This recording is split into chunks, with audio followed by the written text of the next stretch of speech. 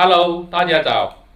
我们再来看一下昨天6月20号的 Next Short Position。Top Graph 继续被炸，这个是在预期中，但是呢 ，Supermax 仓位减少的，这个就有点出乎意料，而且是减的蛮多的0.3。